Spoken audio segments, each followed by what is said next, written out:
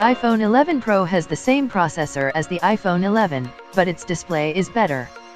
Apple touts the Pro phone's impressive photo and video chops, but many of those features are also available on the iPhone 11.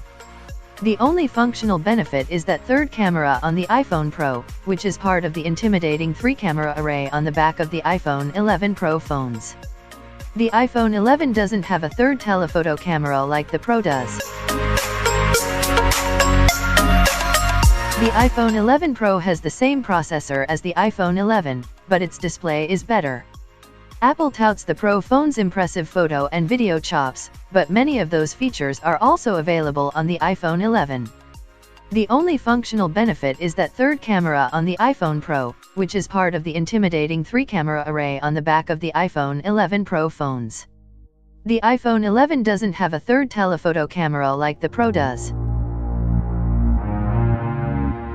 Going with the 5.8 or 6.5-inch 11 Pro is just about picking screen size, with the larger Max model also having more pixels for anyone who needs the phone as a good monitor for photos and video. The larger Pro Max should get roughly an extra hour of battery tool, but stay tuned for battery tests. Going larger costs an extra $100. I prefer the 5.8-inch one for its pocket size and easier one-hand use, but phones have their fans.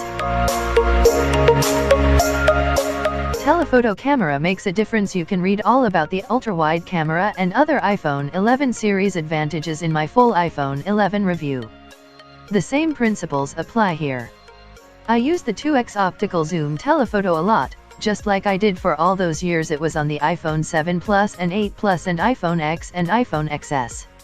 It helps to get a bit of optical zoom because it results in higher quality shots than digital zoom. The telephoto camera has added night mode and the same video quality benefits as the wide camera.